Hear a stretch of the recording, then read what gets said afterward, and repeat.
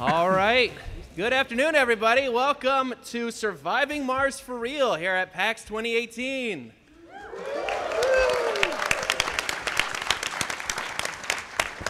My name is Sean Mobley, and I work at the Museum of Flight just down the street. Out of curiosity, any Museum of Flight fans or visitors in the crowd? Yay! Awesome.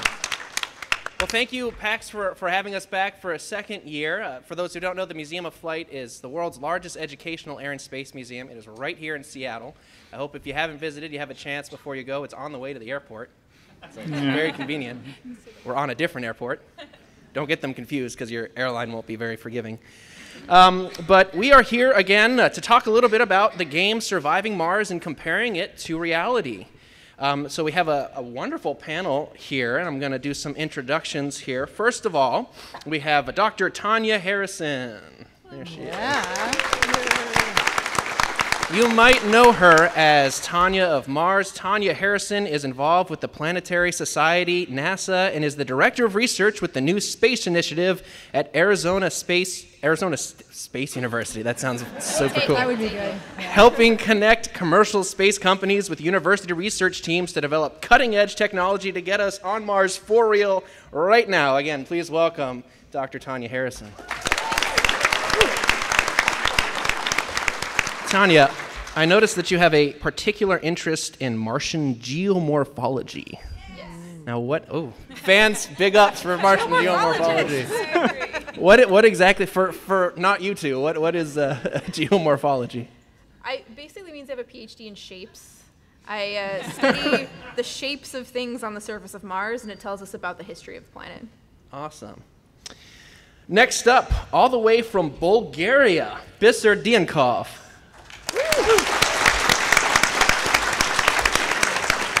Bisser is with Hamamont Games, which is known in the video game worlds for strategy and RPG games, especially for the past few entries in the extremely popular Tropico series. Their most recent offering is Surviving Mars, which is a city builder set on the Red Pamlish, published by Paradox Interactive. And Bisser is a producer and game designer for Hamamont. He worked on Tropico 3, 4, and 5, Omerta, Victor Vran, and of course, Surviving Mars. Please welcome, again, probably travel the farthest, except maybe the person sitting next to you, Bisser Dienkov.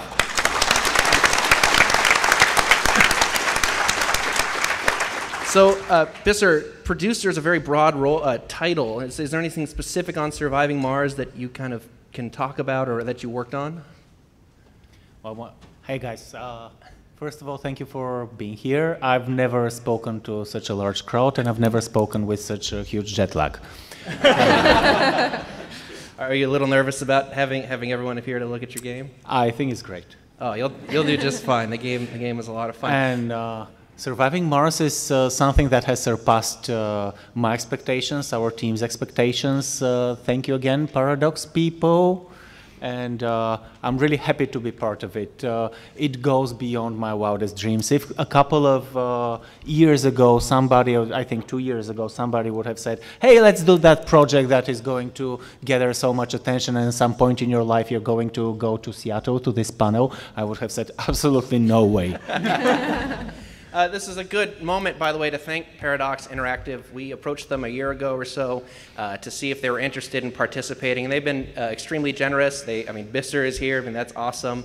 They did also provide, upon request, a couple copies of the game for our panelists so they could play it in the interest of full disclosure. Although this isn't a review, so I don't think it's going to be too much of an issue. I do apologize for the experience. All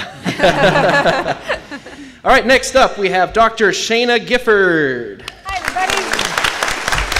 Thanks for coming. There's seats up front. Dr. Gifford Dr. Gifford has already been to Mars, sort of. She spent a year as the doctor for the Hawaii Space Exploration Analog and Simulation, or HI-SEAS-4. She and her crew members, a lot of big ups for geomorphology and for high seas, look at this. Some geology, yes. She and her crew members experienced many of the conditions that a real Martian settlement will face: isolation, simulated delays in communication with mission control. Heck, they even lived in a dome, Bisser. We're already one up for getting it right. Now that she's back on Earth, she works as a physician in St. Louis by day, but advocates for space exploration by night and probably by day also. Please welcome Dr. Shayna Gifford. Thank you. Shayna, what is a takeaway from your time in the simulation that you've brought back to your real life and you use now? Earth is awesome. You guys have so much stuff. Next up, I'm pleased to introduce Jeff Nunn. Our returning panelist this year, Jeff Nunn, is an exhibit designer and adjunct curator for space history at the Museum of Flight. He also recently completed the requirements to become a NASA Solar System Ambassador through JPL. He developed the Charles Simonyi Space Gallery at the museum, which is home of the NASA Space Shuttle trainer, and most recently, the museum's new Apollo exhibit. Please welcome Jeff Nunn. Now, Jeff, you probably knew I was going to ask this, but you're hard at work on something right now coming next year. Can you share a little bit about it? Yes, I can. Who knows what major space event is having its anniversary next year? Yes. The moon landing, Apollo 11. Yes, the Apollo 11 moon landing is happening next year, and Seattle is going to be the site of a great honor. We are actually going to have all of the artifacts from the moon landing at the Museum of Flight in Seattle next summer for the 50th anniversary.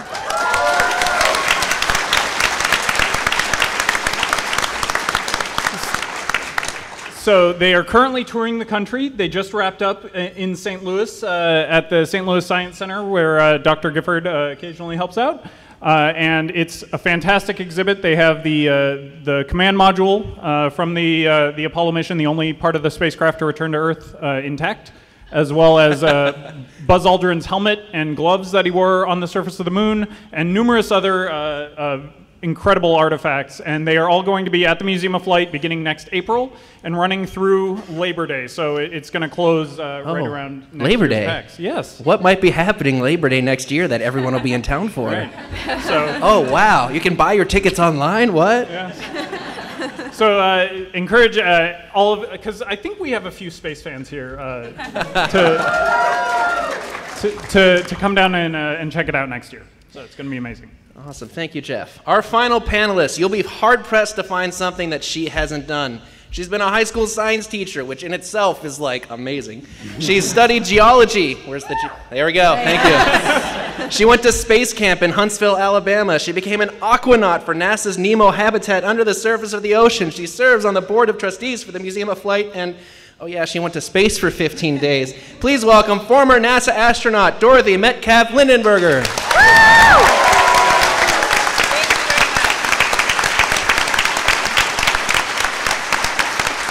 Dorothy, I think my favorite thing about your biography is that you went to space, served on the space shuttle, the International Space Station, did all that, and you came back and you're like, yeah, I think I'll get my master's degree now. Yeah. Well, I think we're all lifelong learners, and that was something that I had wanted to do, but life takes detours, and right out of undergrad, I was going to do Peace Corps in Kazakhstan, but Kazakhstan pulled away from Russia, and I couldn't do Peace Corps. And so I was like, I couldn't go right off to grad school because it was the fall, and so I decided to be a high school teacher, and I really enjoyed that for 5 years. So I figured once I'd done the astronaut part, it was time to go be vulnerable again, and I went back to the University of Washington to do my master's, and I really enjoyed it. Cool. Thank you, and thank you all for being here today. All right.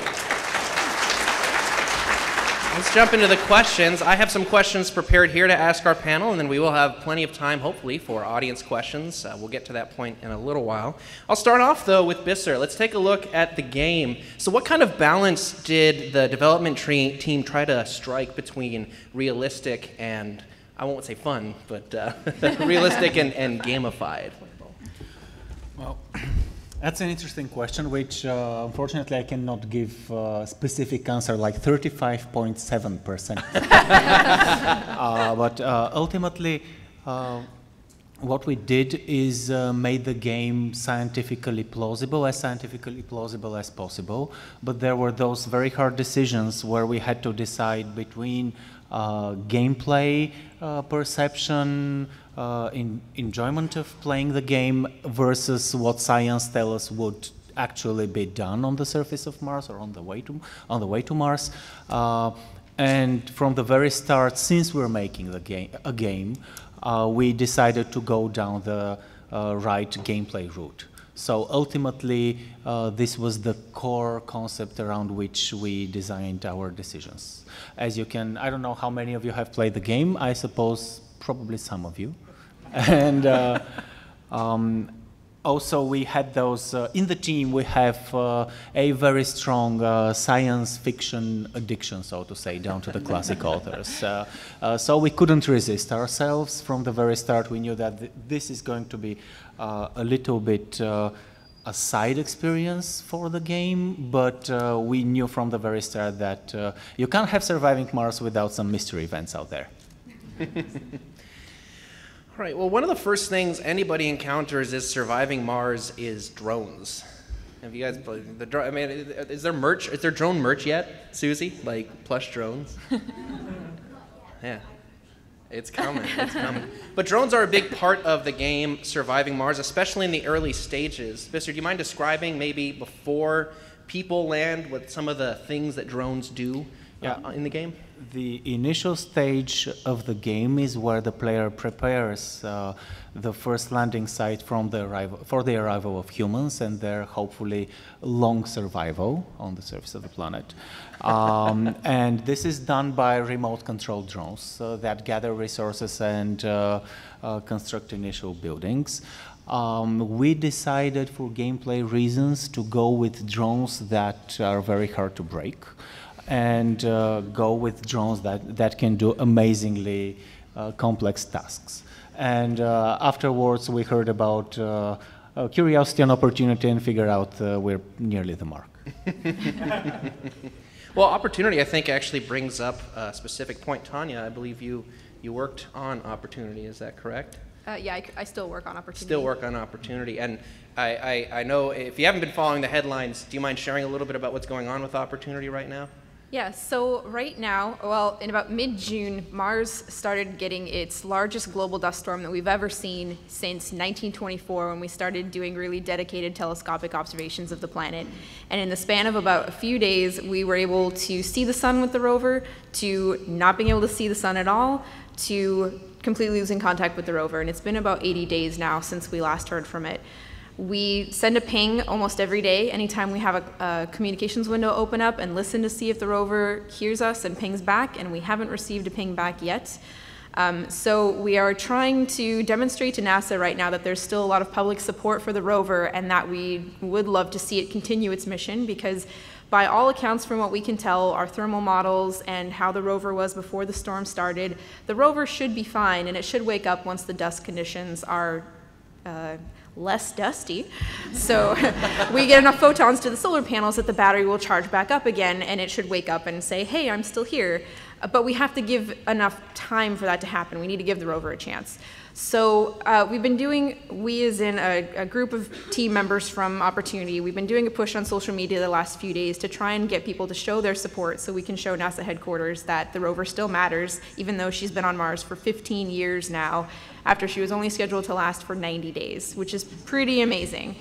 So if you'd like to see NASA give Opportunity her fair chance, go on and tweet your support with the hashtags WakeUpOppy, O-P-P-Y, and hashtag SaveOppy, and let them know and let the other members of the team know how much you guys still care about the rover. Yeah.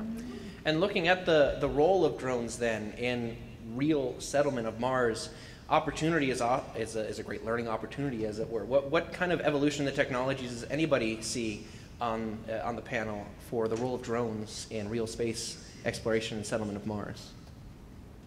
Yeah, well, we talk about how robots and not just the robots that are currently there, but how robots work with people, and robots will have to set up and prepare the planet before people can even arrive there. And so having sophisticated drones preparing a planet for then the first arrivals on Mars is realistic. Now, speaking of the first arrivals on Mars, Bissell, I'm curious, did you purposefully model the spacecraft to look like orca whales from specific angles? No. Well, I do. I love it. I love it. I like seeing the space whale go through. But one of the real obstacles real settlement on Mars has is the actual getting people from Earth to Mars. I mean, opportunity proves we can get something there, but we need to get something alive there, a human there. So I'm curious, Dottie, in your experience, can you speak on your experience in the launch vehicle a little bit? And anybody on the panel, too, if anybody wants to jump in about some of the real technology that might have to develop so that we can get humans there alive by the time they get there. Yeah, well, the vehicle I rode on wouldn't be able to get us to Mars because I was at one of the last shuttle flyers. But the vehicles that we're looking at building and currently building Orion are vehicles that could help attach to something else in space, right? You're going to need to have something that you attach and then descend down because the getting there is the long process, and you're going to have to live on something much bigger that will give people a little bit more space in a small capsule for multiple reasons to get to the surface of Mars, which does take a long time to get there, 6 months. These are just like the shortest opportunities of getting to Mars. So the vehicle is going to be a big deal. The vehicle it births itself to is also going to be a big deal. And then, as you can speak to, then it's going to be about the radiation and the close quarters and all these other things that we're going to have to do to keep us healthy before we get to Mars. So yeah, I would open up to Shayna, who's an expert. The launching is one small step towards taking that first step on Mars. You have to take all the other steps. You have to launch and then birth onto whatever's going to get you there. And hopefully whatever's going to get you there is going to give you some gravity. It's going to have some part of it spinning so that your bones and your muscles don't effectively melt, so that when you hit Mars going Mach 30, you don't experience so much trauma that you can't stand up when you get there. This is actually something we sit around and worry about, is how to keep people healthy just enough so that when they get to Mars, they can get up, put on a 90-pound spacesuit, and then go outside. Spacesuits are basically wearing your own spaceship. And I hope very much that our spacesuits will be better by the time we get to Mars. Yeah. But they will still be a spaceship. And there's only so small you can make a spaceship. So you have to be strong enough to get up, put on your spaceship, go outside. So hopefully whatever's on the way there is going to be able to feed us, shield us from radiation, and help keep our bones and muscles and heart where they should be. Hopefully drive us there a little bit faster.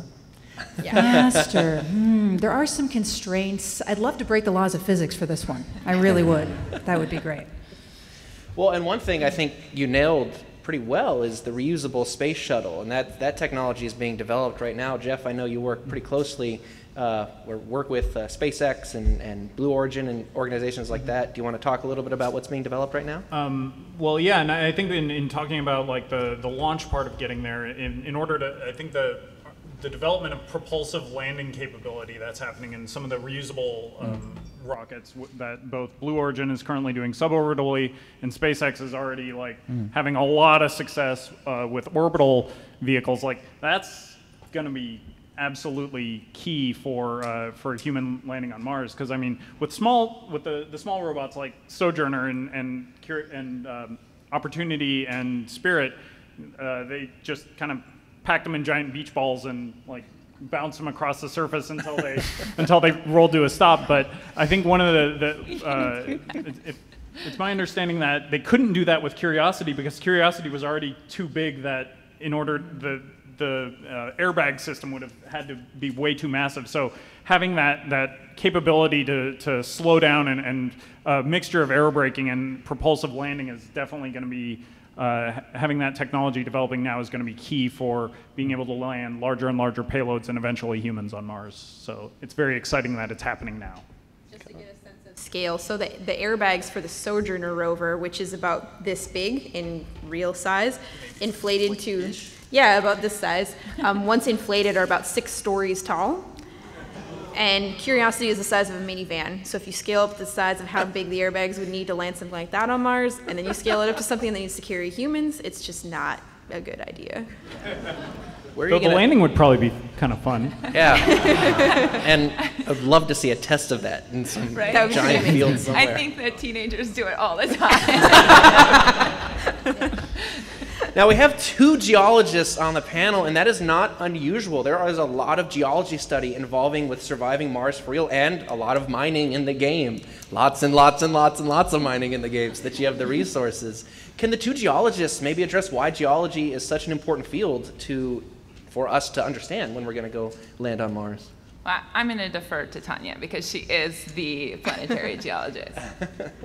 Well, when we get to Mars, or for us to go to Mars in the first place, we're not going to be able to carry a lot of stuff with us. And so one of the big things that we're going to have to do is be able to utilize the resources that are there. So a big thing that we're doing right now with all of these various Mars missions is trying to characterize what is there that we might be able to use. So we know, thanks to instruments like ground-penetrating radar, that there are humongous ice deposits on Mars buried very close to the surface. In some places, we've actually had, in one case, a lander that managed to dig up little pieces of this ice in tiny trenches a couple millimeters below the surface. And in other places, we've had serendipitous impact craters where we've had pictures where there was no crater, and then weeks or months later, a picture of the same part of Mars where there is a crater, and it ejected a bunch of white stuff all over the surface. And when we went and inspected that white stuff, we discovered that it was nearly pure water ice. So there's a ton of ice there that we can use, which is great, not just for drinking, but also for utilizing to make things like rocket fuel so that we can get stuff back up off the surface of Mars, so we can get traffic going back and forth between Earth and Mars. We also need to have resources there that we can actually do something useful with. And unfortunately, since Mars doesn't have plate tectonics like the Earth does, it doesn't have a lot of really exciting minerals. So a lot of it is iron, and there's a lot of clays and a lot of salts. Some of those salts we can use, because they're weird types of salts, to also use for rocket fuel. Unfortunately, those same ones are also very toxic to humans, so we're going to have to figure out how to deal with that. And we don't have a good idea of how much the concentration is of those particular toxic salts because we only have a couple sample sites on the ground since we've only sent a handful of landers. So we need to get a better idea of that. But one cool thing that we can do, thanks to a company called Made in Space, repped by this lanyard here, they're a company that's doing 3D printing of stuff in space right now. They have the only contract with NASA to do 3D printing in space. And they are doing 3D printing out of simulated Martian dust. So they can make tools, they can make building bricks, things that we might be able to use to actually construct habitats when we're there, which can save us a lot of mass and launch cost in terms of having to send things to Mars. That's super cool. 3D printing in space, it just proves that if you add in space to anything, right? It's automatically cooler. It's so much cooler.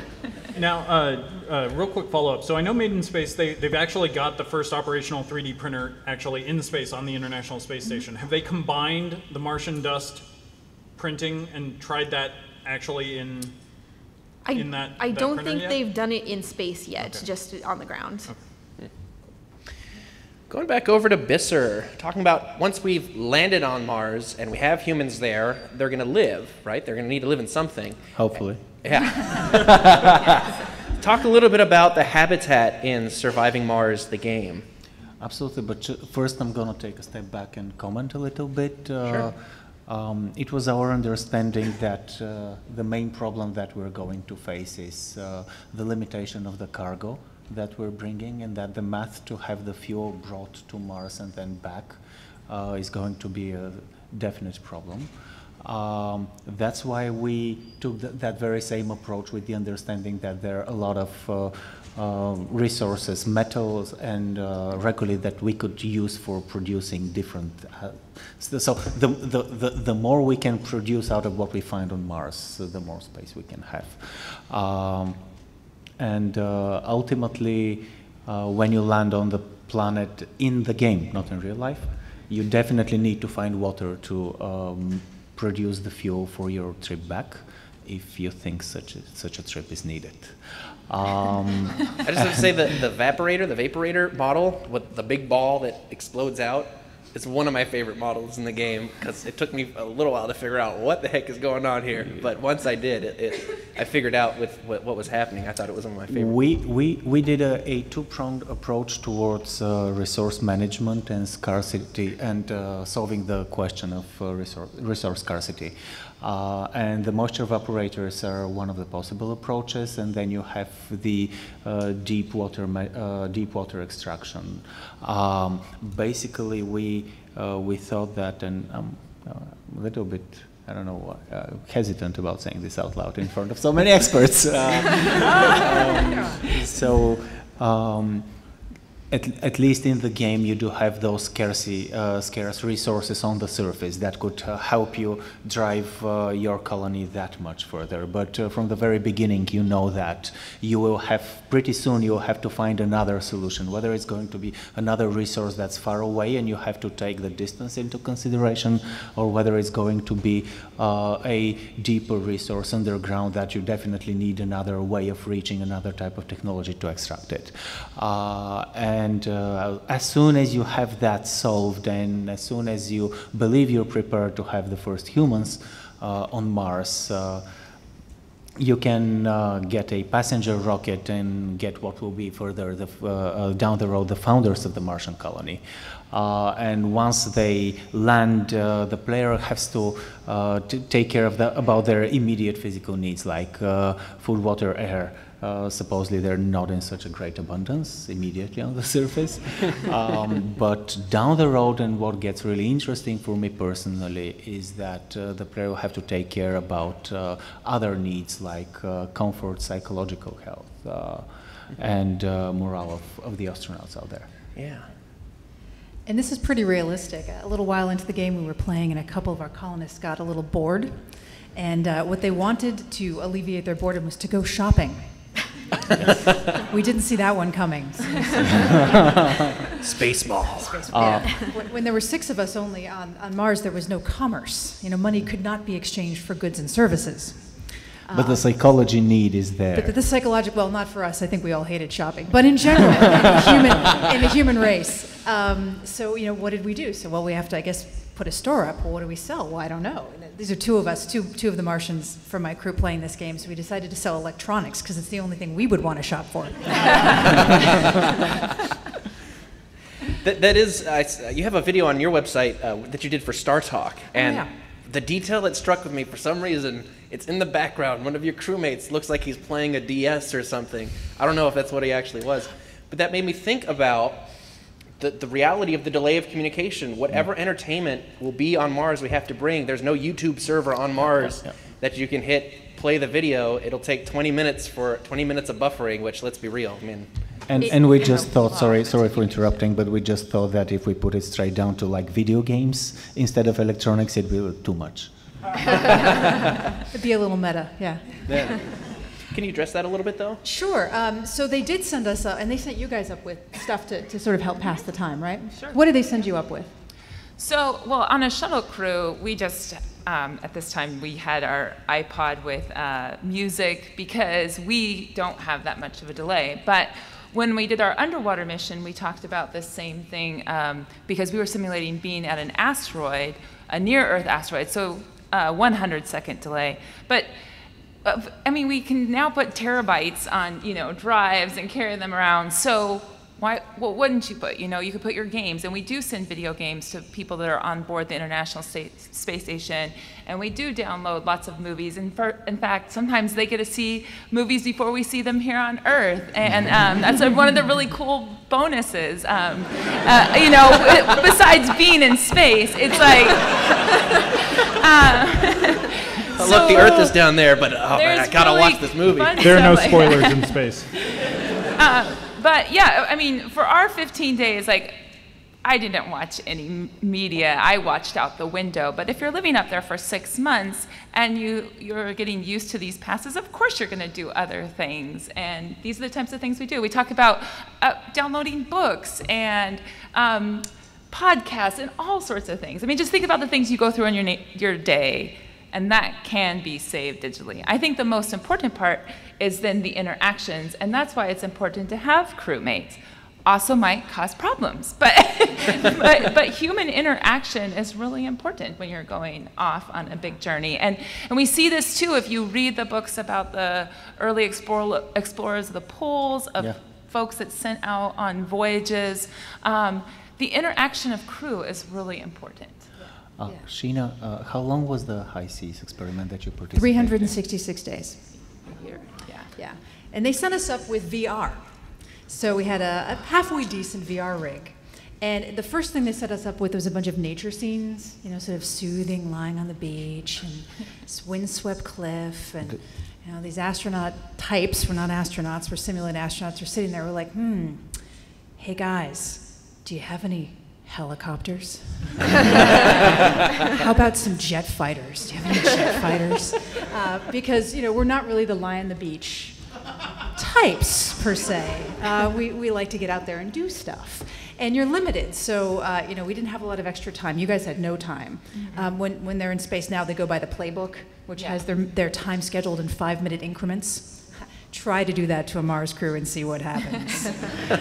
Won't work out very well. But we got all our stuff done, and we had a little spare time, but not enough often to suit up and go for a long time. Sometimes we could, but not often. So you're in the dome, you can't go, you're low on power, so all you've got is a laptop and a headset. And so eventually what they started doing was sending us VR of Earth, just a day on Earth from a city. Dallas, Boston. And what happened in Boston is, because people are nerdy, they recognized the VR rig.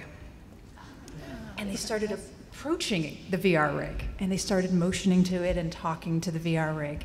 And all of a sudden I was like, they can't see me. Of course they can't see me. It's ridiculous. This was filmed however long ago in Boston. But you started to get the sense that you were seen by people back on Earth. And that was really amazing. Like, you knew it wasn't psychologically. Of course they were not seeing you, but that people were, you were in the presence of a lot of other humans. And that was sort of the result of this VR, this particular one VR. It was unintended. But it made me think that it would be really neat to film for people up there. VR of people holding up signs, just walking around, living their lives, because that's what you miss. People just living their lives at Pike Place, getting a cup of coffee, throwing fish in the air, being themselves, dropping stuff on the ground, you know. So it's not just entertainment. I mean, it's entertainment, but it's also interaction. And psychologically, it's also very soothing and important.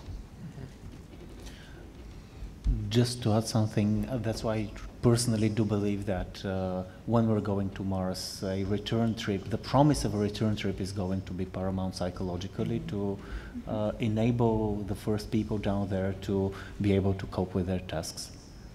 Just the idea that you could go back, regardless whether initially the persons going there have decided to stay on Mars for the rest of their lives or not. Psychologically, I do think this will be a definite prerequisite. Yeah. All right, well, I have one more question, and then I want to open it up to the audience. We have 2 mics in the aisles. We'll go back and forth between the two, so if you do have a question, take this moment and line up.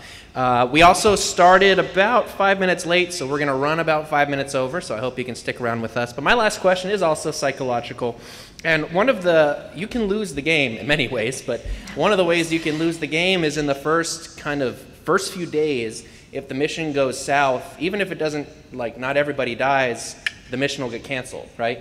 And I'm curious about the psychological effects of also the people on Earth. How much do you think the public would be willing to handle failure and still say this is worth doing? And Jeff, maybe you can give us some historical context on this, and then we can open it up to everybody else. Sure. So first off, space is very, very hard, and there have already been multiple lives lost in the pursuit of the challenge of space exploration, and not sure what the public sort of whether or not the public even knew with some of the early Soviet losses, but with Challenger and Columbia and the Apollo 1 crew for NASA, all of those had major, led to major concerns about how we went about space, and ultimately NASA learned from those and improved their safety protocols. But after each of those tragedies, it was not clear whether or not we would continue. Even with Apollo 1 in the middle of the moon race, there was a big call to potentially cancel the Apollo program because because of the concern, and a lot of it was political concern. There was also public concern, And now as we're getting into the commercial space age, that's a big question once the people who are flying are no longer just astronauts, but are passengers, because astronauts, there's a level of understanding that you go into. It's when you go into the program that what you're doing is dangerous. Right, Dottie, absolutely. Yeah, there's training, definitely. I think about this a lot. I think because it's different when you're going out representing the United States versus all the people that have explored in the past or currently do very risky things, climbing mountains, descending into oceans in submarines, all these early explorers across the United States, those that crossed the ocean, those that went to the poles, and those were public endeavors, some of them indefinitely private for a lot of them, and we went on, right? I mean, I wouldn't be in Seattle if people hadn't made it here. I think we can weather these types of things, but it just is a matter of people believing in the pioneering spirit and the exploration spirit and realizing it is hard, there is risk, and that you do learn from the mistakes that were made, just like we did change. We took a whole stand down for Columbia, and then during our mission, we did a whole checkout of our vehicle that was thought up by engineers across all of our centers on how to make sure we would come home safely. But we still went on. I think that's important. I If think you could NASA drop a need- mic, you could right there. Like, that's an applause. Thank you, Shayna. I'm sorry, I totally cut somebody off also. Okay, I was going to say NASA needs to be able to accept risk too and understand, if we're going to Mars, this is something that humanity has never tried to do before. There's no way that we can ever guarantee that it is going to be completely safe, and people might get injured, people might die, and we have to accept that that might happen. The people that are going to be on this mission will no doubt know that that is a serious possibility. They're probably willing to take that chance for the chance to be able to go to Mars, but it has to be an acceptable risk, and we need to be okay with that, I think. All right, I'd like to open it to the audience. We'll go as many of the questions as we can. We probably won't get through everybody, but we'll start right here. You, sir, please. This is mostly a question for the geologists, I guess.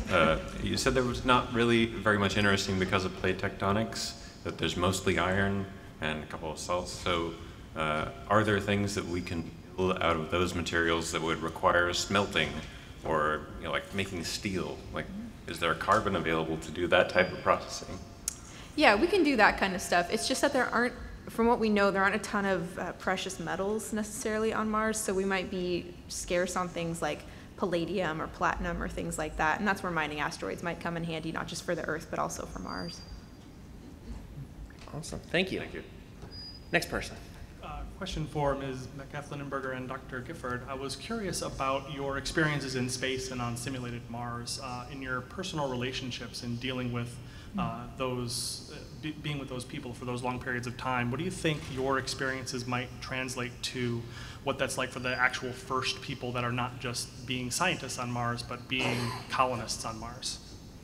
Yeah, I think a lot of the important part we set up in our training early and our commander conducted is getting to know each other and getting to know each other's families. So my daughter was 3 when I was in space, and we kind of brought her along throughout the year and a half of training, and she doesn't know what any of that really was. She doesn't remember any of it.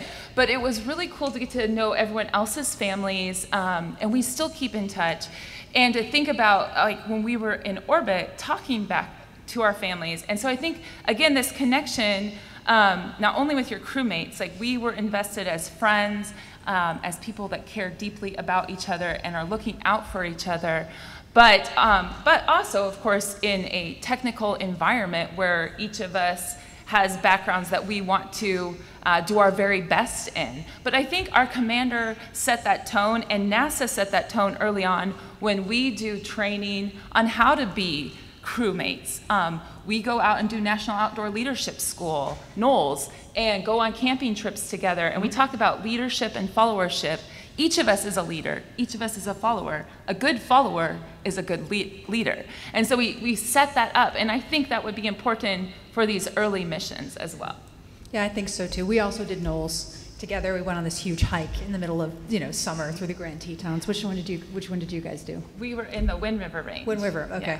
Yeah, we didn't train together that much for the Mars sim. For an asteroid sim I did at JSC, we did train a bunch together. 4 of us trained a bunch together, and we became like family.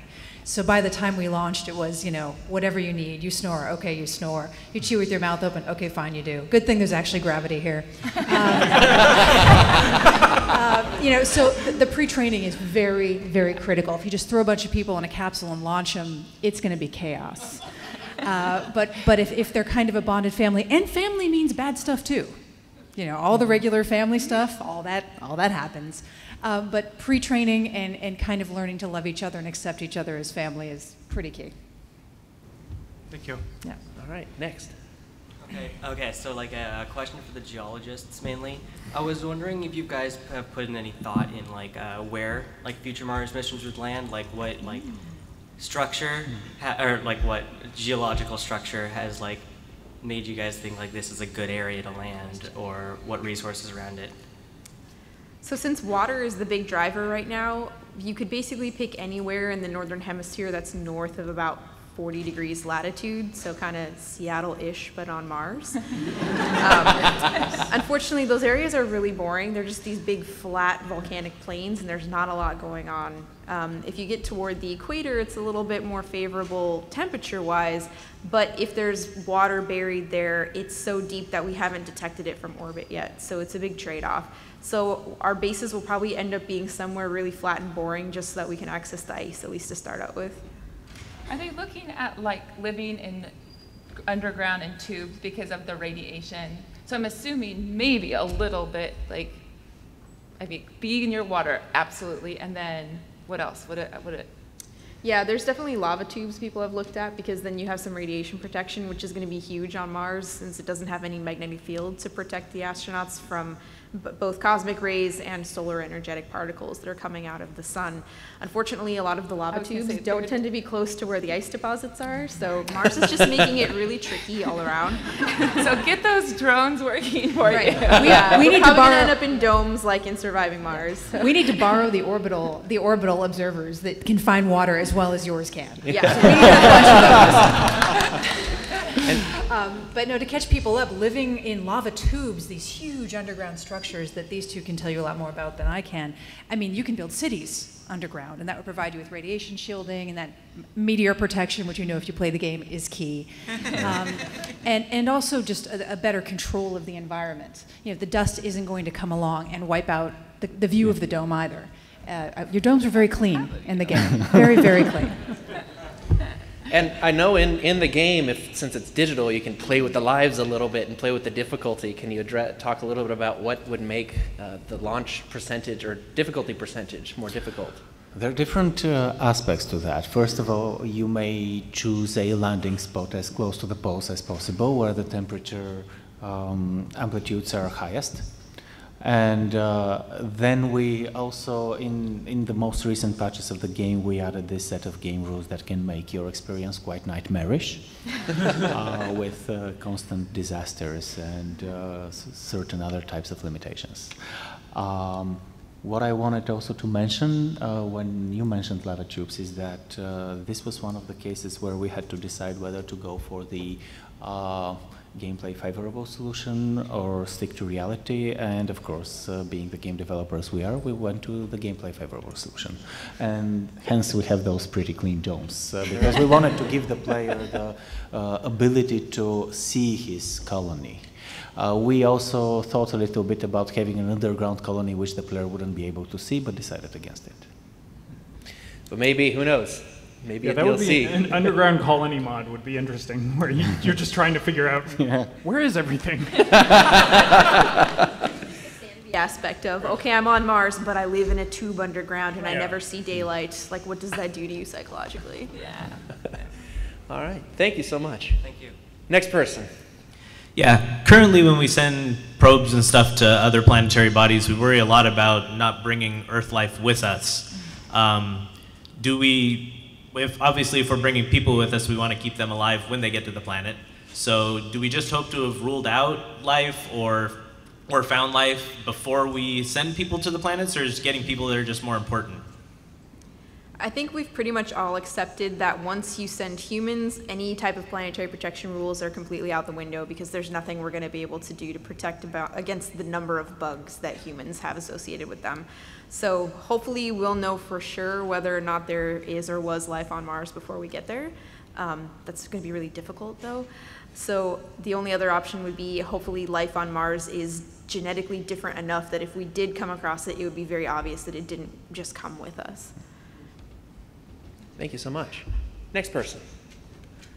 I'm just curious with the teacher and everything. Where is that first person who's going to step on Mars today? Are they in grade school? Are they in graduate school? Are they even born yet? Where do you think that person is today? That's a great question. You know, it is going to be hard to go to Mars, and I think that they are young. And where in that young age group is then dependent on funding. And so I can't really come down to an answer. But that's such an inspirational answer. I know. It's a challenge, right? So I think, I guess to end on the inspirational part, which kind of ties into things like The Martian, and is that it's going to take much more of a global effort versus a one country gets there and gets it all done type of effort, which I think is the hopeful and message. But I also in hope that it is youth, right, that can go lead the way. So please vote.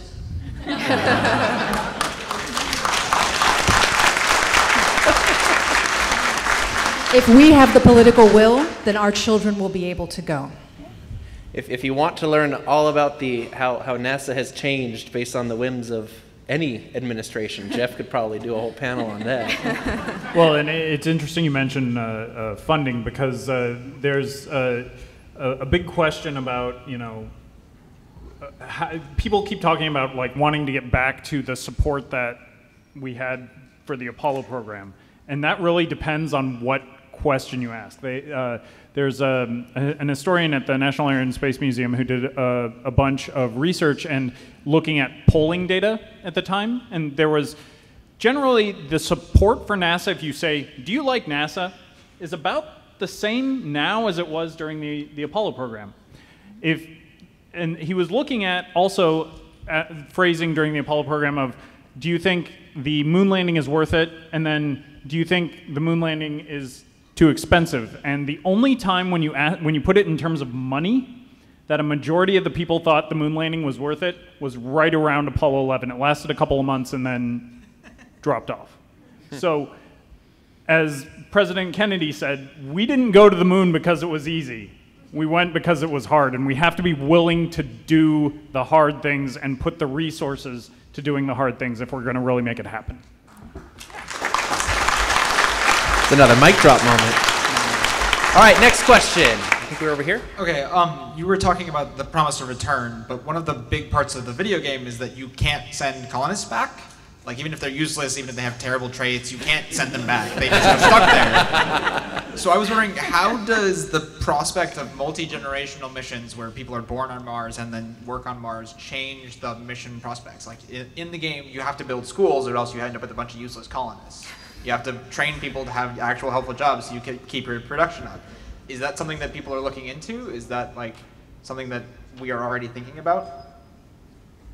Talking strictly about the game, we decided against the option to send humans back because it would give the player a very, very easy solution to a lot of problems. And but have you considered suicide domes? Okay, the doctor's going to interject.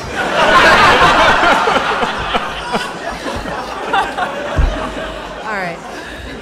One of the beautiful things about space is the lack of Earth social problems that follow you as of now. You know, obesity, diabetes, poverty, homelessness, war. This is not a thing in space yet. You know, space is beautiful and pure in that way, but in this game, you can get to the point where people actually become homeless.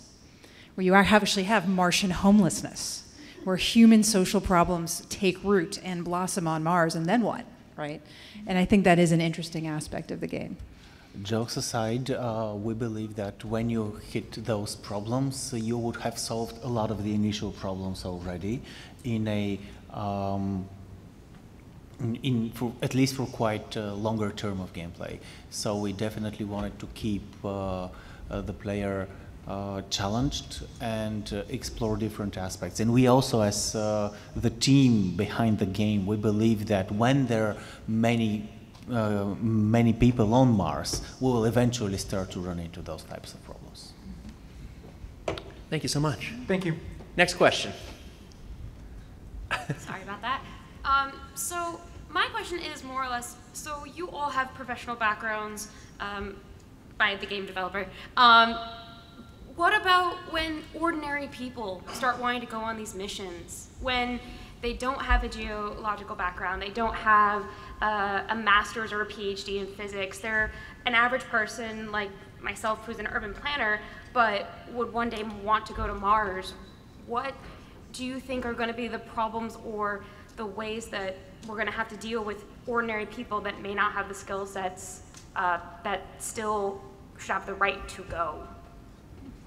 I mean, we're going to need everybody to be able to have a presence on Mars that is stable and sane. If you've ever tried to do anything with a group of just engineers, it doesn't work out very well. Sorry for any engineers in the room. But we have a bunch of people like at NASA even today that are not scientists or engineers. We have people that are seamstresses that actually sew the spacesuits by hand. We have food scientists. You have all of this support staff type of people. We have painters and photographers that are on staff. So even now there are a lot of people involved in space exploration that are not astronauts or doctors or geologists. There's a lot of ways to get involved with space. And it's definitely something that we're going to have to take into account when we start picking people to go on these future missions. You know, initially when you have your first 5 or 10, you're going to have that core of, well, we need a doctor and we need the engineer and we need the psychologist to keep everybody sane. But once you're at the point where you need a city, we're definitely going to need urban planners because we want to make sure we don't have terrible intersections on Mars when we start building roads and things like that. You want to make sure your buildings actually will stand up. Exactly. And just for a little bit of a historical context on that, I have a quote up above my desk from Michael Collins, who was the command module pilot on Apollo 11, and he said, "What this space program needs is more English majors," because a lot of those test pilots and engineers had found it challenging to describe the incredible beauty and experience of being in space. Huh. Thank you. I think there's a lot of English majors who would gladly volunteer for that job. Next question. Hey guys. First of all, thank you. In these parts, you are each complete rock stars. So thank you very much for coming by.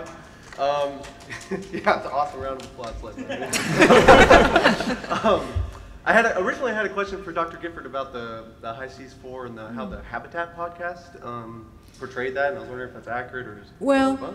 I mean, you and I can talk about that later if you want. Do you have a more of a general question that pertains to Mars that maybe the whole panel could answer? Yes, exactly. Sure. With thoughts of Kennedy aside, is Mars really the best planetary body to explore first? And there's all sorts of things in the belt and other things. Yes and no. For people, I mean. Yes and no. So the moon is right there, right? Yeah. You know, a couple days later, there you are, right? You know, quick resupply, not as quick as the game, although one soul, you know, it's pretty good. So I suspect we'll be going to the moon first, if it's as a test bed, if nothing else. But you've got some pretty serious radiation issues. Lot of unless you're going to live underground, nowhere to hide. And not a lot of resources, so there may be way more water than we thought, which is good. Every place is a good place in space. They all have their challenges. But I think just getting out there and becoming a spacefaring species and having that be part of our reality and psychology is the most important step to me. I'm happy with all of these places, guys. Yeah, as long as we keep, I think we should just pick a place to start. You know, getting on the everything is a good place in space. You know, there's lots of, you know, there's plenty of different destinations, and I know there's a big debate between Moon and Mars. And let's just pick one and go. I mean, of course, once we're ready, and then that will inevitably, help us build the technology to continue to move on elsewhere. But picking one will help us focus the funding and the political goals for now, which would be really great if they didn't change with every presidential administration. Right, absolutely. And whether or not we develop large aerobraking technology, which is useful for Mars but not useful for the moon, and it's like, there are different challenges to getting anywhere. But we will develop great anti-dust technology for the moon, which will be great for Mars and all that other stuff. So all of those are good, yes. Thank you very much. Next question. All right, this one's kind of for the astronauts, but so as I'm someone that wants to go in the space industry and hopefully be an astronaut, so I'm kind of wondering at 17 years old, what are some steps that I can make to make my chances of being able to be into the astronaut program greater than others? Well, I actually think being here in Seattle, it's pretty cool that not in addition to having NASA as one route to getting to space, there is, of course, the whole going into space through our Blue Origin or SpaceX or all of this as well. So right now at NASA, you have to have a degree in engineering, or science or mathematics or technology, and then of course it's going to be all the other things that you have experienced that show that you can work with a team and work to mitigate risks in that team, and then just being yourself and being passionate about what you do. Those are the important things. But again, as we've talked about, I think the cool part is that we are going to start seeing a lot more people going to space with, just like we saw a lot more people going up in aviation. It won't be as many, it won't be as ready, but I think that's definitely a possibility in 50 years. We'll be seeing a lot more people going to space. So. All right, I think that's a great question to wrap up on. We are closing in on the end. The 3 people who didn't get it, or 4 people who didn't get a chance, don't run away because some of our panelists have some time afterwards, so come on up. Before everybody leaves, we do have a little bit of swag from NASA that we might be able to hand out. Also, if you are a local, the Museum of Flight is more than just a museum. We have education programs that do things like prepare people to be astronauts. We have lots of field trips, things like that, so if you're interested, you can do everything from summer camps. We can come to you. We go all over the United States. We even have high school, college granting programs, so if you're a teacher, if you have a student in your life, anything like that, come on up and talk to me. I'll be happy to give you information. Thank you so much for coming today. Does anybody here have where they can find you? Visser, where can people find you? I'll be here around. I'm supposed to be giving an interview a little bit later, but... and the Paradox Twitter and Hammermont Games Twitter also, if you want to try to keep in touch. Yes, please, go ahead. Live from Mars.life or ShaynaGifford.com. All right, Dottie? At Astrodot. All right, Tanya? I'm at Tanya of Mars, Tanya with an A. I'm wondering really quick if I could take a video of the room shouting, "We love you, Oppie," if you guys would mind. Sure. Stick around for just a second. And right. Jeff, where can people find you? At Jeff_N on Twitter. All right, and so on 3, we love you, Oppie. 1, 2, 3. We love you, Oppie! Thank you so much. Enjoy PAX. Thank you for coming.